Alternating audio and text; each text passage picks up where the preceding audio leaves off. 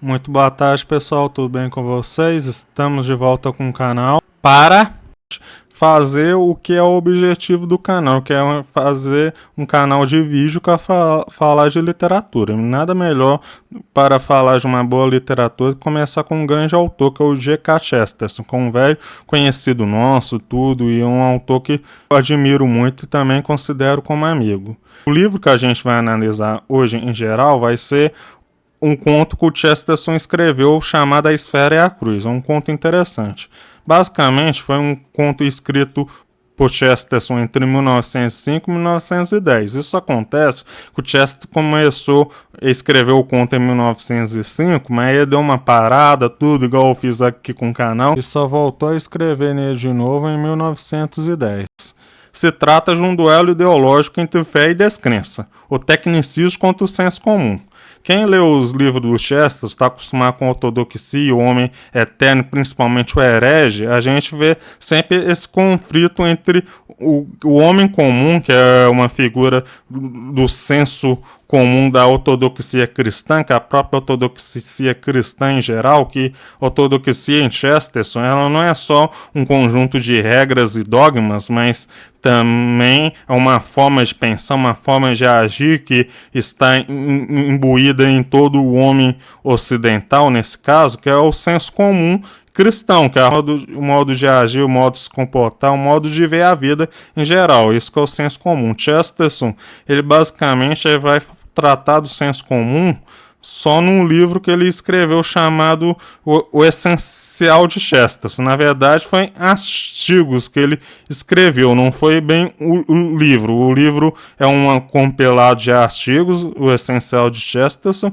O Essencial de Chesterton, nesse princípio, tem um texto chamado O Homem Comum, que aí o homem comum para o Chesterton estava sendo sempre ameaçado pelo esse tecnicismo e tudo. O tecnicismo do século XX não é nada mais, nada menos do que aquilo que a gente em história chama de progresso, que é a ideologia do século XIX, do início do século XX, que deu origem à Primeira e à Segunda Guerra Mundial, nesse caso, e é uma ideologia que basicamente pretendia que através da tecnologia, da medicina e de outros entendimentos das ciências da natureza, a gente conseguiria alcançar a paz, a plenitude e a glória da humanidade através disso. Mas só que então veio a Primeira Guerra Mundial, depois a Segunda Guerra Mundial, e esse ideal do progresso ficou obsoleto praticamente. Isso se tornou um ideal terrível praticamente, que basicamente se matou e se executou e se fez muitas ideologias, igual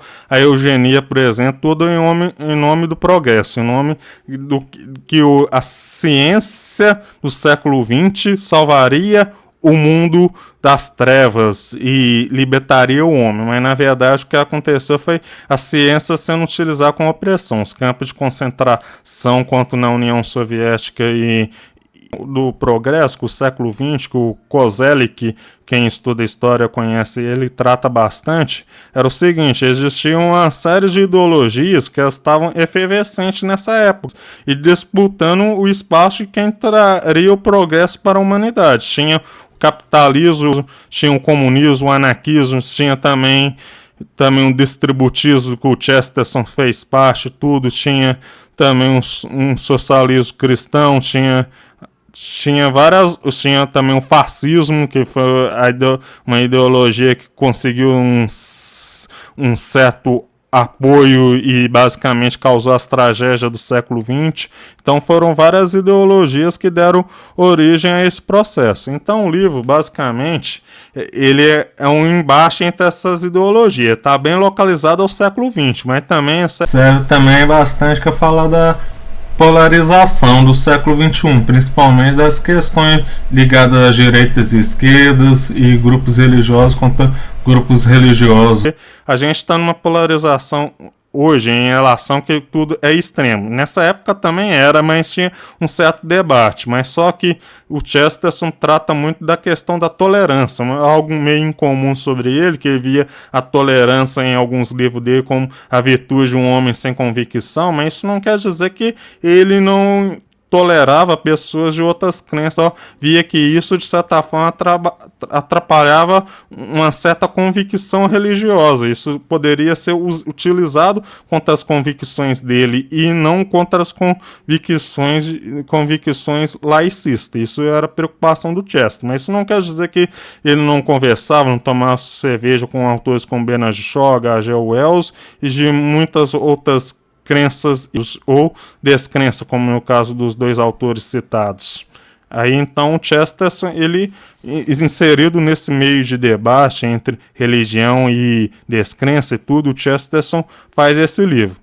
Nesse livro tem referência a alguns livros que eu citei. Ao Herege, que a questão que o livro trata muito bem, que espadas se levantarão para dizer que as folhas são verdes no verão, que fala dessa luta entre o homem comum, ortodoxo, e as heresias. Heresias aqui não é no sentido que a Inquisição estava na Era Moderna ou na Idade Média, mas o herege para o Chesterton não é só alguém que tem uma visão religiosa diferente dele, mas uma visão moral do homem diferente a do Chesterton. Nesse sentido, o herege é importante frisar. E a ortodoxia, que era o próprio senso comum que o Chesterton via tanto presente na Europa, principalmente na Inglaterra, nesse sentido. Então tem muita referência à ortodoxia nesse sentido. Tem referência ao que há de errado no mundo, como é outro livro do Chesterton, bastante amplo nesse sentido, e referência a outra obra. Então o Chesterton é um autor que sempre deixa referências da obra dele para a gente ler na literatura. Isso é muito bom. Então você vai encontrar referência dos livros de apologética do Chesterton, como os dois que eu citei aqui, em contos como O Padre Brown, O Homem que Era Quinta-feira, e não vai ser diferente também do A Esfera e a Cruz, como a gente viu.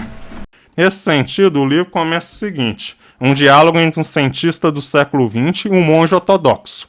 O cientista do século XX, ele é caracterizado como um cientista louco, um homem que usava macacão, usava jaleco, construía uma máquina voadora que não sei se era um dirigível, mas não era um avião, mas era bem moderna para a época e tudo, e bem inovadora. Ele é basicamente um símbolo do cientificismo do século XX, nesse sentido.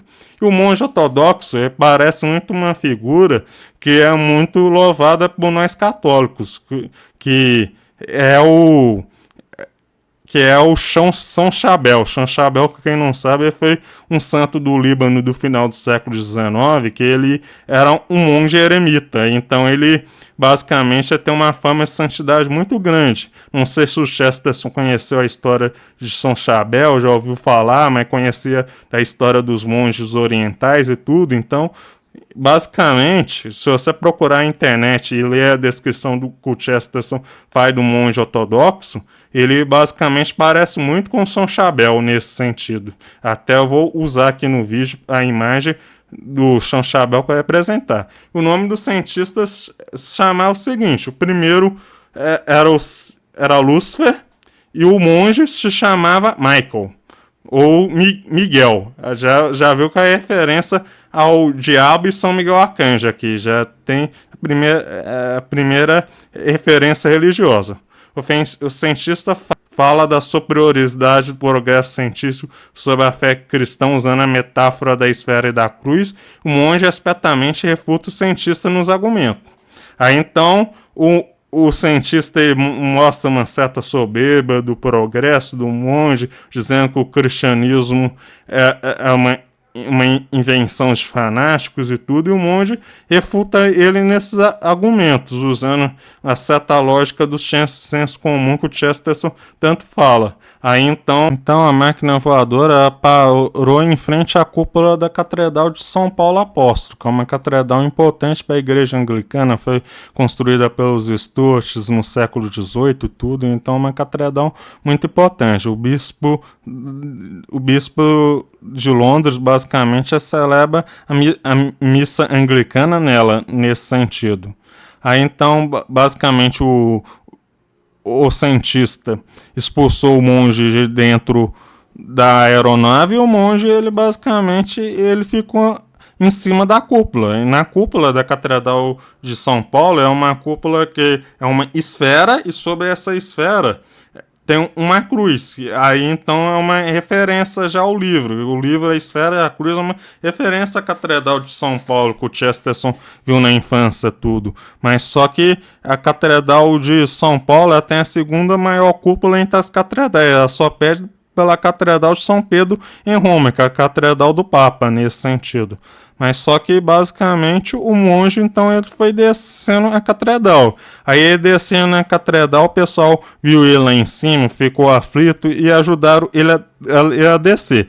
E descendo da catedral, ele, basicamente, ele encontrou uma Londres um pouco agitada. Teve a agitação do dia a dia e tudo. Nesse mesmo momento, tinha um sujeito que ele quebrou a vidraça de um jornalista. E esses dois começaram a brigar, então a polícia teve que ser chamada, e a polícia levou esses dois. Guarde esses dois sujeitos, que depois a gente vai falar mais deles no final. Aí então, o monge, depois, ele também, a polícia leva ele, mas como que ele estava uma pessoa muito feliz, tinha o Chesterton mesmo diz que o monge Michael, ou Miguel, ele era um homem santo e tudo, então ele tinha uma felicidade que era um pouco insensata para aquele mundo moderno. Então ele basicamente foi levado para um hospício. Mas por mais que esses dois personagens, o cientista e o monge, sejam os primeiros a ser apresentados, essa não é a história deles. Na verdade, é a história desses dois homens que foram presos, que por um ter quebrado a vidraça do outro. Então vou apresentar um pouco desses dois homens. O primeiro dele é o católico escocês da família nobre, de uma família nobre chamado Eva McClan. Chega até Londres e em uma vitrine de um jornal ateu, em frente à Catedral de São Paulo, lê o jornal ateu de baixa expressão escrito pelo ateu James Tubal. E Eva, ao ver uma frase blasfema escrita com Tubal contra a Virgem Maria, ele quebra o vidro do estabelecimento e entra para tirar satisfação com o ateu. A polícia chamada, os dois são levados ao juiz. O juiz tenta dissuadi-lo da briga.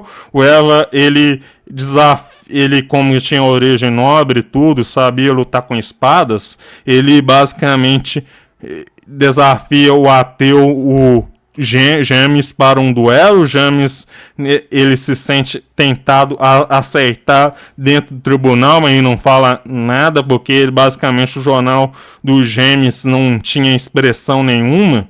E nesse sentido, basicamente o Eva é a primeira pessoa que leu o jornal e se revolta contra ele. Então o jornal era tão sem expressão. Eva até então ele tinha sido a única pessoa a ler o jornal fora da bolha e se revoltar contra ele. Então o James ficou animado, queria realmente provar o valor do ateísmo e aceitar o duelo, mas ele não fez isso diante do juiz. Então o magistrado dispensou os dois, deixou elas por elas, a situação deles, e depois que ambos saíram do tribunal, o James chamou Eva e falou com ele se ele ia ser homem para aceitar o duelo. O Eva aceitou. Aí, então, depois disso, eles começaram uma longa jornada, cara, se matarem basicamente, e foram primeiramente numa loja de antiguidade, um judeu, para comprar espadas para o duelo. Eles compraram duas espadas do século XVI, uma ficou com James e outra ficou com Eva. Aí então eles amarraram o dono da loja e foram basicamente duelar dentro do jardim. O duelo não deu certo porque a polícia interrompeu. Depois disso, eles fizeram várias viagens na Inglaterra e tudo, e várias tentativas de duelos que não deu certo.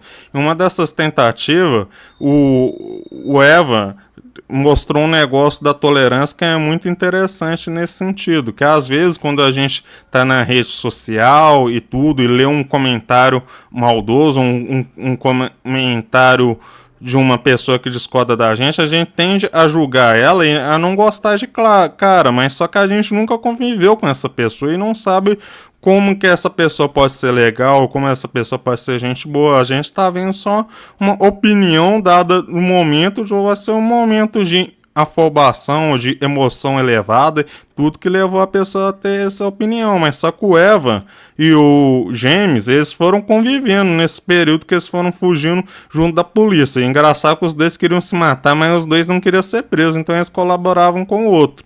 Nesse momento que eles foram convivendo e tudo, e eles passaram a ter uma ligação mais afetiva, uma amizade mais duradoura, os dois tinham os embates ideológicos nos debates? Tinham, mas teve um momento no segundo duelo que o Eva falou que precisava fazer o duelo naquele momento, porque depois ele não garantiria se conseguiria matar o James, já que eles tinham ficado tão próximos. Então eles fizeram várias viagens, eles encontraram um sujeito sem noção, era um acadêmico das universidades de Londres, que basicamente achava que só o mais forte deveria sobreviver, mas ele mesmo era um covarde. Depois encontraram uma moça rica que depois de salvar ela de alguns bêbados, ela ajudou eles a fugir da polícia e fazer o duelo, tudo, mas só que o duelo não deu certo. Depois eles fizeram fazer um duelo perto de uma praia e o mar inundar e eles têm que pegar um barco para irem para uma ilha. Eles basicamente foram nessa ilha onde o pessoal falava francês, embora a ilha estivesse dentro da Inglaterra. Eles basicamente tentaram duelar lá e arrumar motivos que pudesse despistar a polícia do possível duelo, mas só que o James, ele conheceu uma moça que era católica e tudo, passou a gostar dela e tudo, e não conseguiu manter a farsa e contou para ela a questão do duelo e tudo, e manter o disfarce. Então eles tiveram que fugir da polícia, pegar um iate de um milionário da região para irem para uma ilha deserta travar o duelo. O problema é que a ilha não era deserta, estava cheia de policiais, então eles foram obrigados a fugirem para o interior da ilha. Eles correram bastante tudo, mas com tanto lugar para eles fugir, eles foram fugir logo para o Jardim do Hospício. O jardim parecia ser um lugar celestial, um lugar de paz agradável e tudo, mas na verdade era um jardim do hospício que era utilizado para as coisas perversas nesse momento da história.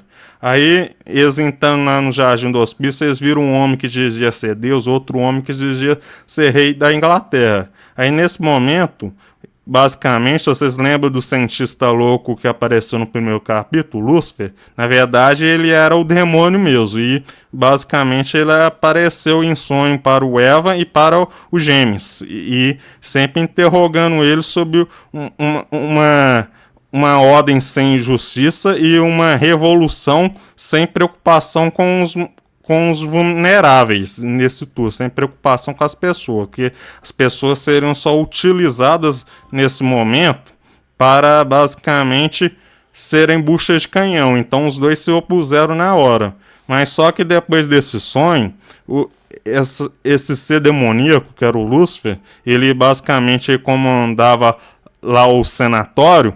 Então ele mandou internar o Eva e o James nas celas A e B, eram celas acolchoadas nesse momento. E no momento que os dois foram internados, o Lúcifer aproveitou para colocar uma ditadura psiquiátrica.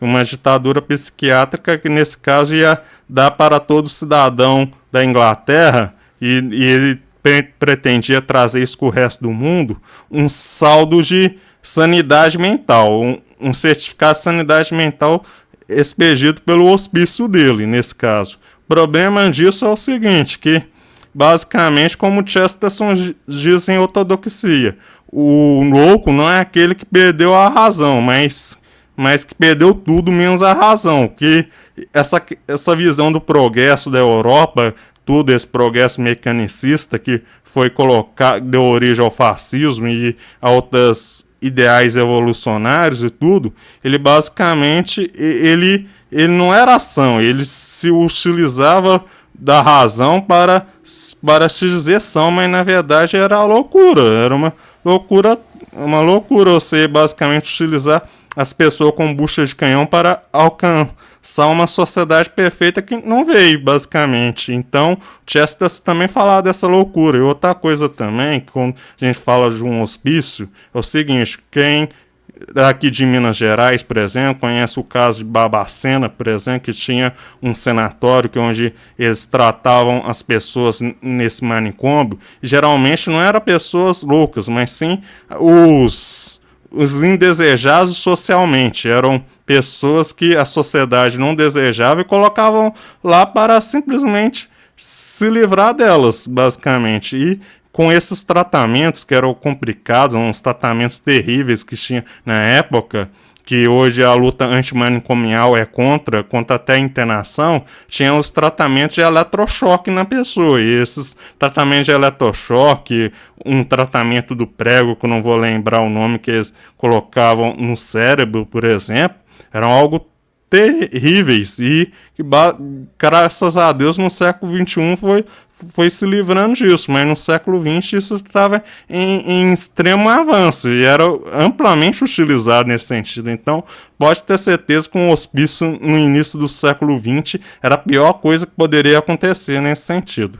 Aí, então, basicamente, o Evan e os gêmeos ficaram presos na cela, e presos nessa cela, eles conseguiram acesso ao monge Michael, que nessa altura aqui posso dizer que é São Miguel Arcanjo, que é o oposto do Lúcifer.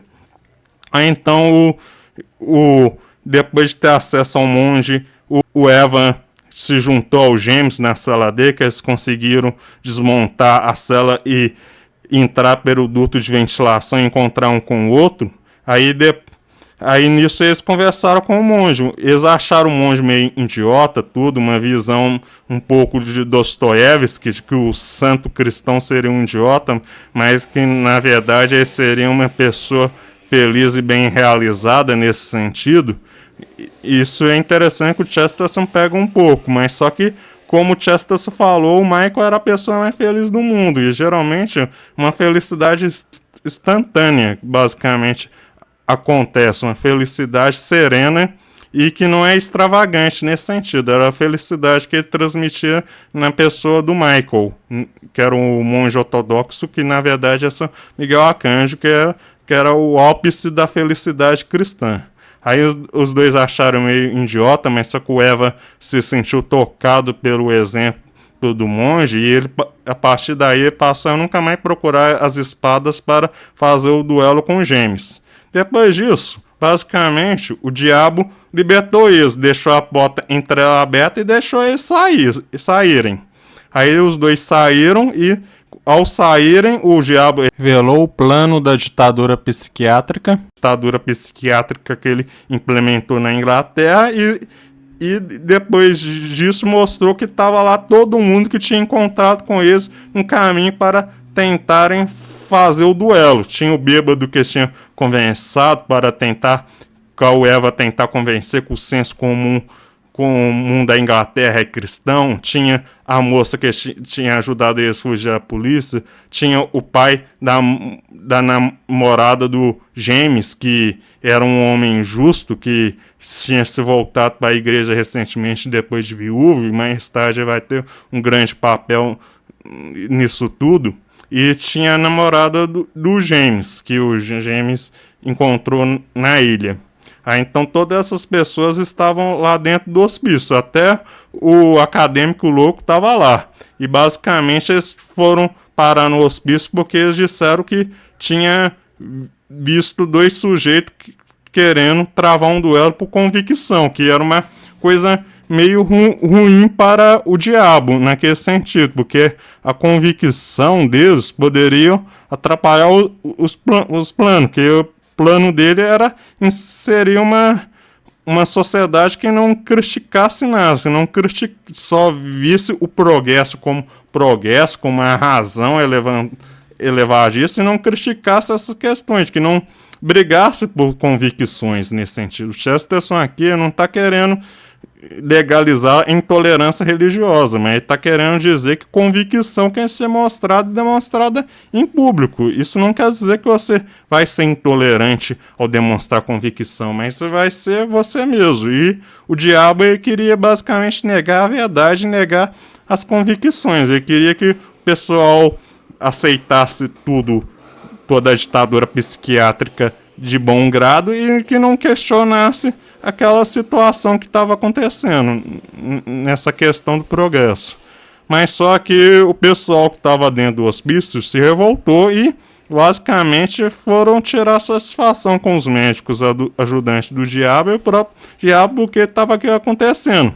Mas só que o diabo tinha colocado no hospício várias metralhadoras que estavam interligadas com uns encanamentos, com uma obra mecânica que elas poderiam atirar em todo mundo que estava no jardim a qualquer momento. E ia massacrar todo mundo. Mas só que o pessoal cometeu um erro da máquina das metralhadoras ser feita a gasolina. Nisso, então, o pai da namorada do James entrou dentro do hospício sem ninguém perceber enquanto estava tendo um incidente das reclamações do pessoal, jogou gasolina em tudo, não sei onde ele conseguiu fósforo e botou fogo. Aí então o pessoal pensou que já tinha conseguido a vitória. O diabo entrou dentro da sua máquina voadora para ir embora, chamou os médicos que estavam com ele para ir embora, mas só que o diabo começou a rir porque o monge Michael, que ninguém sabia dentro da história que era São Miguel Arcanjo, estava preso dentro do hospício. O hospício estava em chama e ia queimar tudo. Aí então o Eva e o James entraram dentro do hospício para salvar o monge, mas só que o monge, ele de certa forma conseguiu sair em plenas chamas e as chamas meio que se afastavam dele e tudo, como se fosse milagrosamente ele conseguia passar com um caminho entre as chamas e nada acontecia com ele, as chamas se afastavam. Aí então, nisso daí, as pessoas que estavam dentro do hospício quando viram o monge se ajoelharam. O James, ele basicamente, ele tinha tido várias conversas com o Eva em tudo. O Eva usou bons argumentos que tentaram converter ele do materialismo ateu para o cristianismo. Não tinha dado certo, mas com o exemplo do monge Michael, da felicidade instantânea que o Michael transmitia às pessoas, ele da serenidade e tudo, ele acabou se convertendo diante daquele milagre. E aí então eles basicamente conseguiram sair do hospício e todo mundo ficou a salvo. Mas só que o diabo ele foi embora. Não foi assim o fim dele. Ele ia tentar outro negócio, mas só que o Chesterton não fez uma história para mostrar outras versões. Nesse sentido, ele queria deixar em aberto também o final. Mas só que uma coisa que depois que o hospício queimou e tudo, as únicas coisas que sobraram intactas dentro do hospício foram as duas espadas do James e do Evan intercruzadas em forma de cruz. É interessante esse final cristão. Espero que vocês gostem. Peço a vocês encarecidamente que deixem seu like, compartilhem o vídeo e ajudem a divulgar o canal. Muito obrigado a todos.